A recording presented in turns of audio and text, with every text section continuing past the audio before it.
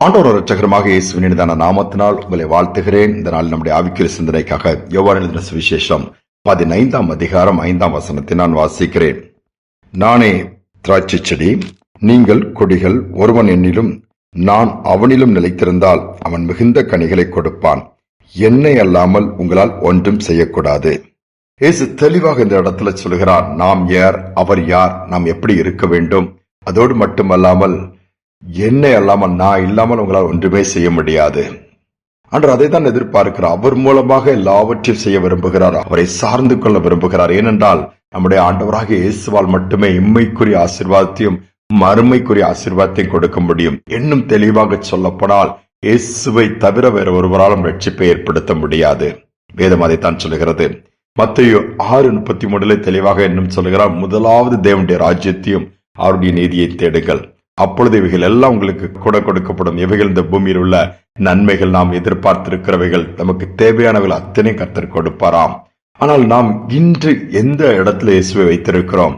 அவரை சார்ந்திருக்கிறோமா? ஒருவேளை படிப்பு, வசதி, பணம் இவைகளை வைத்து என்னால் எல்லாம் செய்ய முடிகிறது என்று அநேகர் பேசலாம். இயேசு இருந்தால் தான் முடியுமா? வேலை கிடைக்குமா? இயேசு இருந்தால் தான் திருமணம் ஆகுமா? இயேசு இருந்தால் தான் எல்லாம் கிடைக்குமா? நாங்கள் பாருங்க, நல்ல வீடு வாங்கிட்டோம், கார் வாங்கி விட்டோம், நல்ல வேலை கிடைத்தது, பிள்ளைகள் செட்டில் ஆயிட்டாங்க, என்ன இயேசு என்று சொல்லிக் கொண்டிருக்கிற அநேகர் கேட்பது உண்டு. படிக்கிற பிள்ளைகள் கூட இந்த நாட்கள்ல சயின்ஸ் படி பார்த்தா கடவுள்லாம் இல்லைன்னு சொல்லுகிற அளவுக்குத்தான் இன்னைக்கு கிறிஸ்தவ பிள்ளைகள் கூட இருக்கிறார்கள். ஆனால் வேதம் சொல்லுகிறது, இம்மைக்குரிய ஆசீர்வாதங்களை வேண்டுமானால் நன்மைகளை உங்கள் உழைப்பினாலே, உங்கள் படிப்பினாலே, உங்கள் திறமையினாலே, ஏன் என்று சொல்லப்போனால் குறுக்கு வழியில் கூட பாதைகளை உருவாக்கி அல்லது காரியங்களை செய்து சம்பாத்தியம் பண்ணிவிடலாம். மறுமை ஒன்று இருக்கிறது. அந்த உலகத்திற்குரிய, அதாவது பரலோகத்திற்குரிய ஆசீர்வாதங்களை பெற்றுக்கொள்ளனா அதற்கு வழி இயேசு மட்டும்தான். அவர் வழியாகத்தான் பிரவேசிக்க முடியும். வியட்நாம் போர் நடந்துட்டு இருக்குது. ஒரு அருமையான தகப்பன், அவருக்கு மகன். அந்த 2 பேருக்கு அதிக பிடித்தமான ஒன்று, நிறைய படங்களை விலையோர்ந்ததெல்லாம் கலெக்ட் பண்ணி வச்சு ரசிச்சு பார்க்கக்கூடியது. அவங்ககிட்ட நிறைய கலெக்ஷன்ஸ் இருக்குது. அதெல்லாம் நிறைய எக்கச்சக்க வச்சிருக்காங்க வீடு ஃபுல்லா. இந்த ஒரே பையன் யுத்தத்துக்கு போறான். ராணுவத்துல இருந்து யுத்தத்துக்கு போகும்போது யுத்தத்துல அடிப்பட்ட கூட இருக்கிற சக வீரர்களை காப்பாற்றுகிறான். அப்பொழுது ஒரு வீரனை சிப்பாயை தூக்கி கொண்டு போகும்பொழுது ஒரு எதிரியுடைய குண்டு அவனுடைய இருதயத்தை பிளந்து அந்த இடத்தில் மறிக்கிறான். செய்தி தகப்பனுக்கு வருவது, உங்கள் மகன் யுத்தத்தில் மறித்து விட்டான். ரொம்ப சோர்ந்து போய்விட்டார்.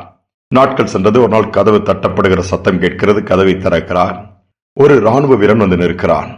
அவன் கையில் ஒரு பார்சல் இருக்கிறது. நீங்கள் பெற்றுக்கொள்ளுங்கள், நீ யார் என்று தெரிந்து கொள்ளலாம் என்று தகப்பன் கேட்க, என்னை தான் உங்கள் மகன் காப்பாற்றினான், எனக்காக தான் உங்கள் மகன் தியாகமாய் தன்னுடைய உயிரை கொடுத்தான், என்னை மட்டுமல்ல பலரை இந்த யுத்தத்தில் காப்பாற்றினான். கடைசியிலே அவன் எதிர்பாராத விதமாய் அவன் மேல் குண்டு பாய்ந்ததால் வீர மரணம் அடைந்தான் சொல்லுகிறான். தகப்பனுடைய கண்களில் கண்ணீர் இருந்தாலும் அந்த பார்சலை பிரிச்சு பார்க்கும் பொழுது அந்த கம்பீரமாய் நிற்கிற தன்னுடைய மகனுடைய படம் அப்படியே வரையப்பட்டிருந்தது. தகப்பனுக்கு அந்த ஆர்ட்னா ரொம்ப பிடிக்குங்கிறத மகன் சொல்லியிருக்கா. அதை புரிந்து கொண்டு அவனால் பிழைத்து கொண்ட அந்த வாலிபன் தன்னுடைய நண்பனுடைய படத்தை அப்படியே வரைந்து கொண்டு கொடுத்துட்டான். கொடுத்தோம், ரொம்ப சந்தோஷம். அதை எடுத்து தான் வீட்டுல மாட்டி வைக்கிறாரு. அங்க வெளிநாடுகள்ல பாத்தீங்கன்னா அந்த குளிர்காலத்துல குளிர் காய்வதற்கு அந்த அனல் மூட்டக்கூடிய இடம் இருக்கும். அதற்கு மேலே மாட்டி வைத்து விட்டார் அந்த படத்தை. வீட்டுக்கு வந்தவங்க எல்லாரும் அதை பார்த்துதான், ஃபர்ஸ்ட் இவன் படம் தான் தெரியும், அதற்கு பிறகு மற்ற ஆர்ட், மற்ற கலெக்ஷன்லாம் இருக்கும் காமிப்பார். நாட்கள் சென்றது. அவரும் மறித்து விட்டார். வீடு என பொருட்கள், எல்லா சொத்துக்கள் இருக்கிறது, யாரும் இல்லை. கடைசியில இதை ஏலம் விடலாம் என்று சொல்லும் பொழுது அது ஏலத்திற்கு எல்லாம் வரும்போது நிறைய பெரிய பெரிய செல்வந்தர்கள் வந்து உட்கார்றாங்க, காத்துட்டு இருக்கிறாங்க.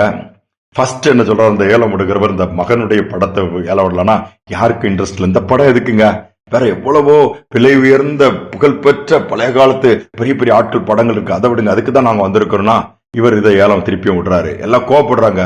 இதை விட்டுட்டு மற்றதெல்லாம் விடுங்க, இதை கடைசியில் விடுங்க, திருப்பியும் விட்டுட்டு சில டாலர் சொல்றாரு, யாருமே எடுக்கல. இந்த படத்தை எடுத்துடுங்க, யாரும் கேட்கல. அடுத்தல அவங்க வீட்டுல உதவி செய்த ஒரு தோட்டக்காரர், அந்த மனுஷன் அதை பார்த்துட்டே இருக்கிறாரு.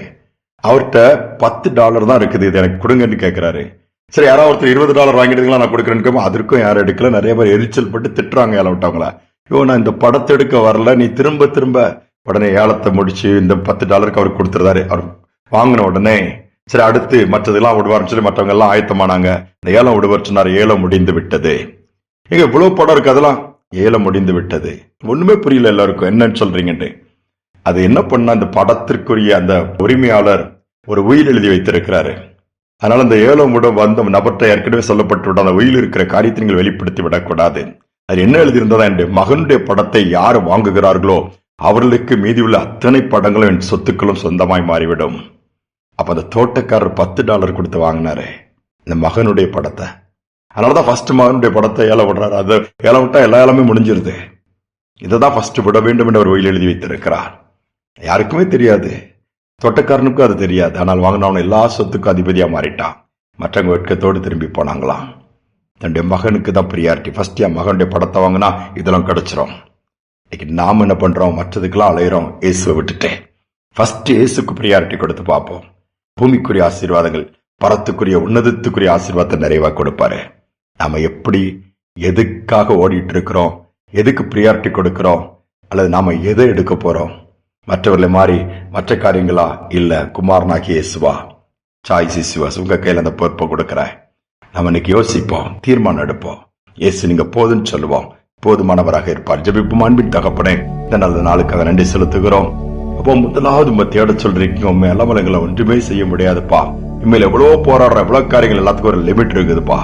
எவ்வளவுதான் இருந்தாலும் குறிப்பிட்ட அளவுக்கு மேல வியாதியிலிருந்து காப்பாற்ற முடியவில்லை, விபத்துகளிலிருந்து காப்பாற்ற முடியவில்லை, கொடிய நோய்களிலிருந்து காப்பாற்ற முடியவில்லை, இன்னும் எவ்வளவோ ஆபத்துகளிலிருந்து காப்பாற்ற மனிதனுடைய பிரயாசங்கள் குறித்த அளவிற்கு மேலே வேலை செய்ய மறுக்கிறது. ஆனால் நீர் அப்படியல்ல, இம்மைக்கு உரியவர், மறுமைக்கு உரியவர், என்றென்றைக்கும் நீர் இருக்கிறவர் அப்பா.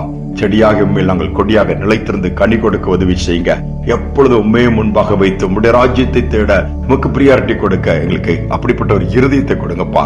ஒருவேளை பின்வாங்கி போயிருப்பாங்கன்னா, ஒரு காலத்துல நல்லா ஜெபித்து ஒரு காலத்துல உண்மையா இருந்து ஆண்டவரை பிரியப்படுத்தின இந்த நிலைமைக்கு மாறி இருக்கும். நான் மீண்டும் ஆதி அன்புக்குள் வரட்டும், பக்கம் திரும்பி வந்து உண்மை சார்ந்து கொள்ளட்டும். ஒருவேளை கைவிடப்பட்டு நம்பிக்கையற்று போயிருக்கிற நிலைமையில் இருப்பாருன்னா, நோக்கி இயேசுவேன்னு கூப்பிடும் பொழுது என் தேவன் மனம் இறங்கி இழந்ததை திருப்பிக் கொள்ள நீர் அனுக்கிரகம் பண்ணுங்க. தாழ்த்தி ஒப்புக் கொடுக்கிறேன். துதியான மகிமை ஏற்றுக்கொள்ளும் இயேசுவின் நாமத்தில் பிதாவே, ஆமேன், ஆமேன்.